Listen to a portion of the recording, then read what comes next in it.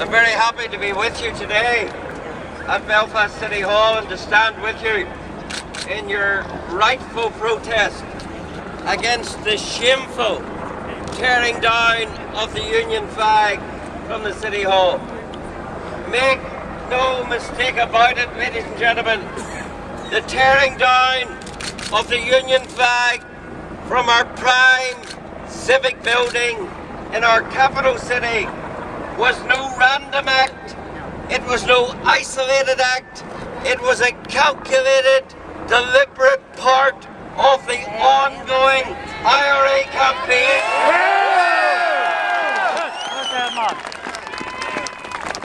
It's driven by the same Brits out mentality that drove their terror campaign. The IRA used to wage that Brits out campaign through the barrel of a gun. Then it was the Arborite and the ballot box. And now that they're in government where they should never have been, it is their culture war against unionism.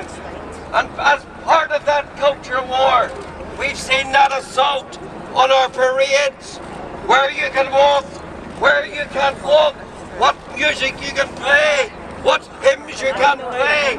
We've seen the attempt to ram their politicised Irish down our throats, all part of the same campaign to de-Briticize this province and to break the British link. And of course, because this flag represents and epitomises the British link, because it represents the freedom of the British Constitution, because it is the flag that speaks to what we are.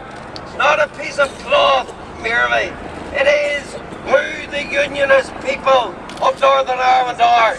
It epitomises the cause of unionism, the union itself.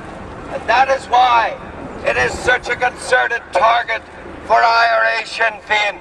That is why it epitomises their continuing Brits out strategy. And that is why, of course, they want to tear down this flag. But we should also be mindful, ladies and gentlemen, that, as I say, it's not an isolated attack on the flag.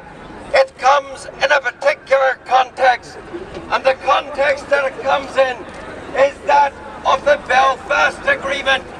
The Belfast Agreement, under which we're sadly governed, was designed with one purpose, and one purpose only in mind: to ultimately ease us and edge us out of the United Kingdom. And that is why, under the Belfast Agreement, the only referendum you can ever have is one that effectively asks the question, are you yet ready to join the Irish Republic? Never. And the whole purpose of the Belfast Agreement is to edge you, to push you, to cajole you in that direction. And therefore it's no surprise that every step along the way involves an attempt to smother our Britishness. Well, of course, the Belfast Agreement was the agreement that gave us terrorists in government. And from that position, they have launched this culture war on unionism. We should also remember that those who opened the door for them, those that once said, never, never, never on this very spot, are the people who ultimately unlocked the door and chuckled their way into government with IRA McGuinness.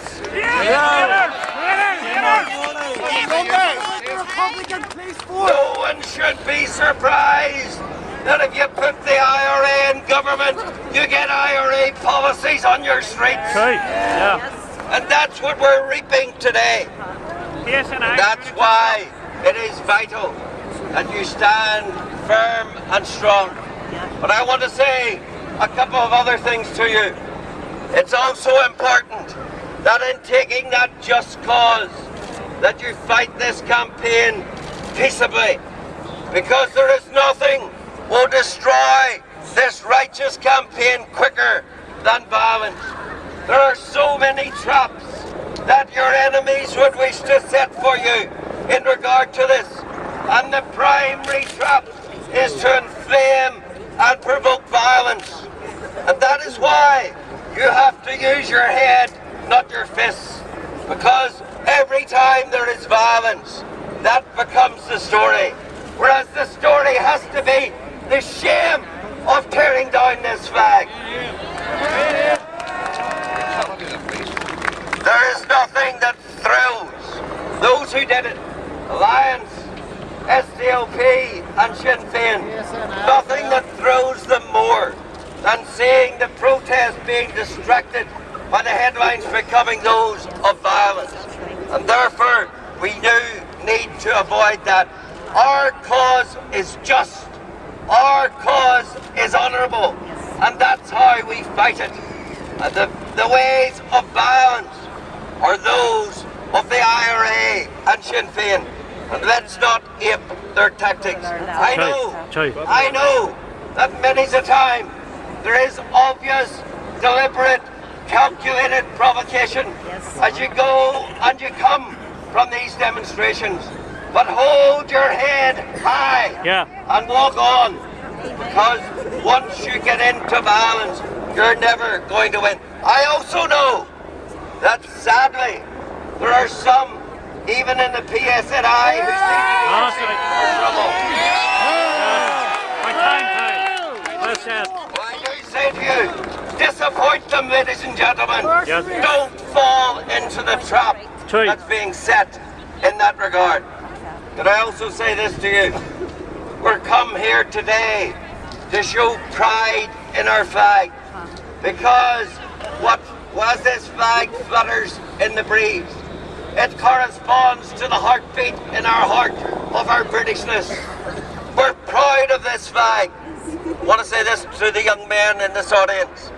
If you're proud of this flag, you'll be proud to be seen with it, and you'll not be covering your face. That's right. Just think about it. If you've got pride in your flag, then you want to be seen with it. You don't want to hide away from it. So don't fall into this trap, because that's a trap that will take you to the courts, to a record. You'll be forgotten. And that is not what you deserve. You deserve to be part of a lawful, peaceful, just campaign. In those circumstances, ladies and gentlemen, I'm more than happy to be identified with it. And just as in Stormont, though as a lone voice against the DUP Sinn Féin coalition, I'm happy to take the stand I take. Not easy sometimes. It's not easy for you out here. I know that. But together, we share an ambition and a view and a goal of maintaining, defending, protecting our heritage. And what a great heritage it is to defend. Men of previous generations laid down their lives for this flag. Many of them on foreign fields of battle. Many of them donning the uniform on the streets and country lanes of Ulster to resist the IRA. And it is our turn in our generation to defend this flag against the vicious, iniquitous, subtle political campaign against it. May you stand to do so. And if you do, in the manner described, then I'm more than happy to stand with you. Thank you very much, ladies and gentlemen.